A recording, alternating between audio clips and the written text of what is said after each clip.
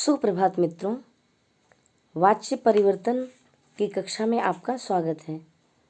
हम आज वाच्य परिवर्तन बताएंगे आपको कि वाच्य परिवर्तन कैसे होता है। उसके पहले हमें ये जान लेना आवश्यक है कि वाच्य किसे कहते हैं। तो वाच्य किसे कहते हैं, चलिए देखते हैं। अभिव्यक्ति या कथन के प्रकटीकरण की विधा को वाच्य कहते हैं। अभिव्यक्ति या कथन के प्रकटीकरण, अभिव्यक्ति मतलब बातों को कहना, या कथन का प्रकटीकरण अपनी बातों को कहना। अर्थात वाच्य का शाब्दिक अर्थ होता है बोलने का विषय। अब हमारे जो बातें हम बोलते हैं, जो वाक्य बोलते हैं, उस वाक्य के बोलने का विषय क्या हो सकता है। इसका विषय कर्ता प्रधान हो सकता है, क्रिया प्रधान हो सकता है, या भाव कर्म प्रधान भी हो सकता है। तो एक तरह से ये कह सकते हैं कि वाक्य में क्रिया के रूपांतरण को वाच्य कहते हैं। वाक्य में क्रिया का जो परिवर्तन होता है, जो रूपांतरण होता है, उसे हम वाच्य कहते हैं। क्योंकि वाच्य में हम ये देखते हैं कि वाक्य में प्रयुक्त क्रिया का लिंग, वचन, पुरुष, कर्ता, कर्म या भाव किसके अनुसार है। तो चलिए देखते हैं कि वाच्य कितने प्रकार के होते हैं। वाच्य 3 प्रकार के होते हैं। पहला होता है कर्तृवाच्य, दूसरा होता है कर्मवाच्य और तीसरा होता है भाववाच्य। कर्तृवाच्य क्या होता है? कर्तृवाच्य में इसमें कर्ता में प्रथमा विभक्ति का प्रयोग होता है, प्रथमा विभक्ति का प्रयोग, और इसके कर्म में द्वितीया विभक्ति का प्रयोग होता है। कर्म में द्वितीया विभक्ति का प्रयोग होता है तथा कर्मवाच्य में कर्म में प्रथमा विभक्ति का प्रयोग होता है और कर्ता में तृतीया विभक्ति का प्रयोग होता है। तृतीया विभक्ति का प्रयोग होता है तथा भाववाच्य के कर्ता में तृतीया विभक्ति का प्रयोग होता है। भाववाच्य के कर्ता में तृतीया विभक्ति का प्रयोग होता है।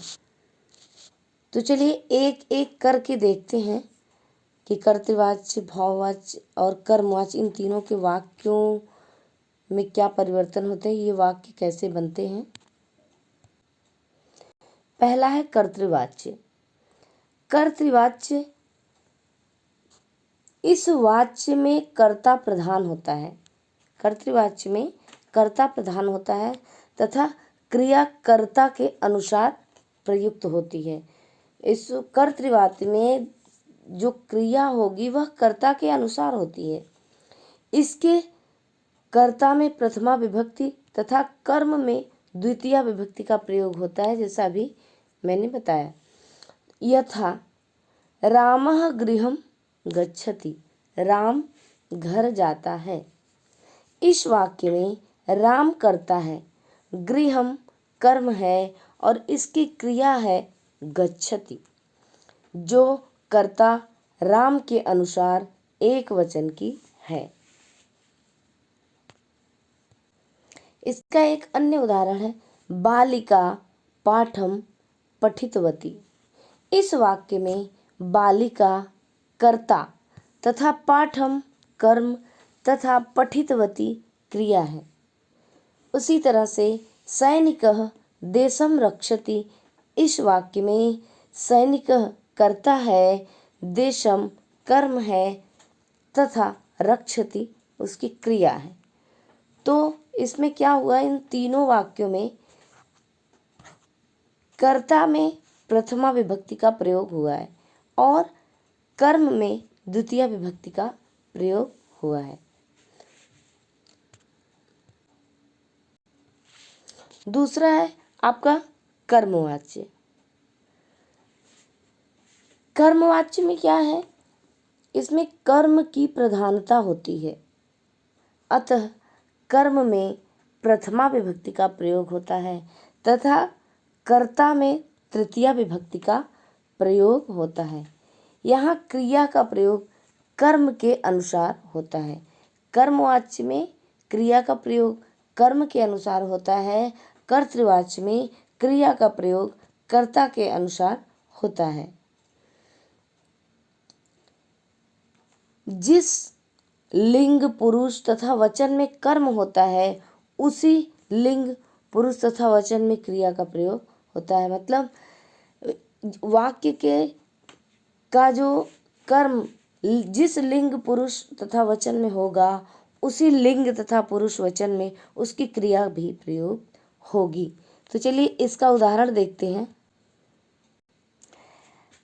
यथा रामेण गृहम गम्यते। तो यहाँ पे क्या हुआ है, कर्ता में तृतीया विभक्ति का प्रयोग होता है तथा कर्म में प्रथमा विभक्ति का प्रयोग होता है। रामेण गृहम गम्यते मतलब राम के द्वारा घर जाया जाता है। विद्यार्थिना पाठः पठ्यते, विद्यार्थियों के द्वारा पाठ पढ़ा जाता है। यहाँ पे कर्ता में तृतीया विभक्ति का प्रयोग हुआ जिसका चिन्ह होता है से या के द्वारा। हमें ये प्रयोग करते हुए वाक्य का अर्थ निकालना होगा। मया चित्रम दृश्यते, मेरे द्वारा चित्र देखा जाता है। इन तीनों वाक्यों में क्रमशः हमने क्या देखा, गृहम, पाठः तथा चित्रे कर्म है और अतः कर्म प्रथम दो वाक्यों में कर्म के एक वचन के अनुसार क्रिया भी एक वचन में तथा तीसरे में द्विवचन के कारण क्रिया भी द्विवचन में प्रयुक्त हुई है, जैसा कि पहले के वाक्य में है। तीसरा वाच्य होता है भाववाच्य। भाववाच्य के कर्ता में तृतीया विभक्ति का प्रयोग होता है जैसा कि कर्मवाच्य में भी होता है। भाववाच्य में क्रिया का अर्थ भाव की मतलब क्रिया का अर्थ या भाव ही प्रधान होता है। भाववाच्य में केवल क्रिया ही प्रधान होती है, भाव ही प्रधान होता है। कर्ता इसका तृतीया विभक्ति में प्रयोग होता है। कर्मवाच्य और भाववाच्य में अंतर केवल इतना ही होता है कि कर्मवाच्य जो होता है इसमें कर्म होता है लेकिन भाववाच्य में कर्म नहीं होता। बाकी सारे नियम कर्मवाच्य के ही होते हैं। कर्ता में तृतीया विभक्ति का प्रयोग होता है। भाववाच्य की जो क्रिया होती है वह प्रथम पुरुष एक वचन में प्रयुक्त होती है, भले ही कर्ता एक वचन में हो या बहुवचन में हो, लेकिन इसकी क्रिया जो होगी वह केवल प्रथम पुरुष एक वचन में ही प्रयोग होगा। जैसे देखते हैं, मया त्वया युवाभ्याम आवाभ्याम अस्माभिः तैः सुप्यते आस्यते। मतलब इसके नियम क्या हैं, इसके शर्त। भाववाच्य की जो कर्ता होगी वह तृतीया विभक्ति में होगी। क्रिया का अर्थ भाव की प्रधानता तथा भाववाच्य का जो की क्रिया होगी वह प्रथम पुरुष एक वचन में ही होगी, कर्ता चाहे एक वचन का हो या बहुवचन में हो।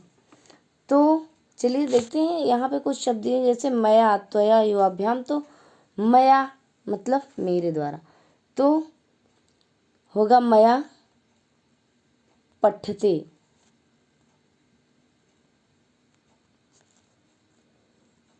मेरे द्वारा पढ़ा जाता है।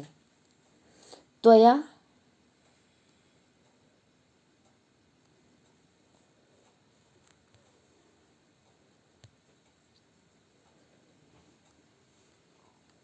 त्वया गम्यते, तुम्हारे द्वारा जाया जाता है। युवाभ्याम आवाभ्याम अस्माभिः मतलब यहाँ पे कोई भी कर्ता हो सकती है। कर्ता एक वचन द्विवचन बहुवचन किसी में भी हो सकता है, लेकिन क्रिया क्या होगी उसकी, केवल प्रथम पुरुष एक वचन में ही होगी। एक क्रिया दिया गया है सुप्यते और बाकी इसके साथ कितनी कर्ताएं दी गई है। मया त्वया युवाभ्याम आवाभ्याम अस्माभिः। मया मतलब मेरे द्वारा, त्वया मतलब तुम्हारे द्वारा, युवाभ्याम मतलब तुम दोनों के द्वारा, आवाभ्याम मतलब हम दोनों के द्वारा, अस्माभिः मतलब हम सभी के द्वारा, तैः मतलब तुम सभी के द्वारा इत्यादि। चलिए संस्कृत में वाच्य परिवर्तन के नियम देख लेते हैं, क्योंकि वाक्य में कब कर्तृ प्रधान वाक्य है, कब कर्म प्रधान वाक्य है, कब भाववाच्य प्रधान है। इन तीनों की जानकारी हमें तभी लगेगी जब हम तीनों में परिवर्तन करना जान जाएंगे, तीनों में अंतर जान जाएंगे। तो वाच्य परिवर्तन के नियम क्या है। कर्तृवाच्य में वर्तमान काल की क्रियाओं को यदि कर्मवाच्य में परिवर्तित किया जाता है तो क्रियाओं में इस प्रकार परिवर्तन होता है। तो मतलब वर्तमान काल की क्रियाओं को हम कर्मवाच्य में परिवर्तित कर दें तो उसमें परिवर्तन हो जाता है। कुछ उदाहरण दिए गए हैं, जैसे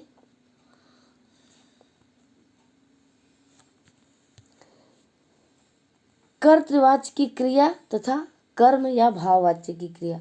मैंने बताया कि कर्म और भाववाच्य की दोनों की क्रियाएं एक ही होती हैं, बस दोनों में केवल इतना ही अंतर होता है कि कर्मवाच्य में कर्म होता है और भाववाच्य में कर्म का अभाव होता है। तो यहाँ पठति कर्तृवाच्य की क्रिया है, पठते कर्म या भाववाच्य की क्रिया है, लिखति कर्तृवाच्य की क्रिया है, लिखते कर्म या भाववाच्य की क्रिया है, खादति का भाववाच्य रूप हो जाएगा खाद्यते, भवति का भूयते, धावति का कर्मवाच्य में धाव्यते होगा, हसति का हसते होगा, करोति का क्रियते होगा, क्रीडाति का क्रियते होगा, नयति का नियते होगा। इसी प्रकार से नयति गच्छति का गम्यते होगा, उत्पतति का उत्पत्यते होगा, रोदिति का रुद्यते होगा। तो इसके वाक्यों को भी चलिए देख लेते हैं। इसमें क्या है, जैसे रामः गृहं गच्छति, राम घर जाता है, यह कर्तृवाच्य का वाक्य है। तो इसको कर्मवाच्य में कैसे बनाएंगे, रामेण गृहं गम्यते। तो यहाँ पे गच्छति का गम्यते हो गया। और शिशु जलम पिबति कर्तृवाच्य का वाक्य है, तो इसका भाववाच्य होगा शिशुना जलम पीयते। बालकेन क्रीड्यते भाववाच्य का है। मया ग्रंथा पठिता, यह कर्मवाच्य का वाक्य है। कमलया पयसम पक्वम, यह कर्मवाच्य का वाक्य है। तो इसका कर्तृवाच्य होगा कमला पयसम पक्वती। तो इस प्रकार से वाच्य परिवर्तन के कुछ नियम हैं। जैसे कर्तृवाच्य में कर्ता प्रथमा विभक्ति में, कर्म द्वितीया विभक्ति में होता है और क्रियापद कर्ता के अनुसार होता है।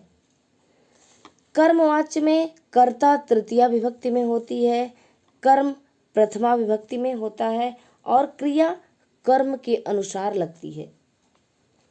भाववाच्य में कर्ता तृतीया विभक्ति में होता है, इसमें कर्म नहीं होता, कर्म का अभाव होता है। क्रिया जो होती है वह कर्म के अनुसार होती है, वह जिसका अभाव होता है लेकिन उसी के अनुसार ही क्रिया का प्रयोग होगा। भाववाच्य में क्या होता है, बहुवचन भी क्रियापद हमेशा प्रथम पुरुष एक वचन में ही प्रयुक्त होता है। जैसे उदाहरण में है अहम विद्यालयम गच्छामि, मैं विद्यालय जाता हूँ। तेन ग्रंथम पठ्यते, उसके द्वारा ग्रंथ पढ़ा जाता है। बालकेन क्रीडते, बालक के द्वारा खेला जाता है इत्यादि। भूतकाल की क्रियाओं में कर्तृवाच्य में जहाँ अक्तवत प्रत्यय का प्रयोग होता है वहाँ कर्मवाच्य में अक्त प्रत्यय का प्रयोग भी किया जाता है। मतलब भूतकाल की क्रियाओं में कर्तृवाच्य में अक्तवत प्रत्यय का प्रयोग किया जाता है, लेकिन वही कर्मवाच्य में अक्त प्रत्यय का प्रयोग होता है। तो चलिए देखते हैं उदाहरण। और साथ ही साथ कर्ता में तृतीया विभक्ति भी होती है, ये तो पहले से ही पता है। यह था सह फलानि खादितवान, वह फल खाता है या फलों को खाता है। तेन फलानि खादितानि, तो इसका कर्मवाच्य होगा उसके द्वारा फलों को खाया जाता है। फिर कर्तृवाच्य में अहम ग्रंथान पठितवान, मैं ग्रंथ पढ़ता हूँ, इसका कर्मवाच्य होगा मया ग्रंथाः पठिताः। वयम गुरुम पूजितवन्तः, कर्तृवाच्य में होगा वयम गुरुम पूजितवन्तः, हम गुरु की पूजा करते हैं, हम सब गुरु की पूजा करते हैं, गुरु की वंदना करते हैं। तो कर्मवाच्य में वही वयम की जगह अस्माभि होगा, बहुवचन, हम सभी गुरु पूजितः, हम सभी गुरु की पूजा करते हैं। हमारी वाच्य की कक्षा पूर्ण होती है। वाच्य को देखिएगा, समझिएगा और कमेंट कीजिएगा कि आपको ये समझ में आया कि नहीं। अगर नहीं आया तो और अच्छे तरीके से फिर हम इसको प्रस्तुत करेंगे। देखिएगा दोस्तों इसको ज़रूर। धन्यवाद।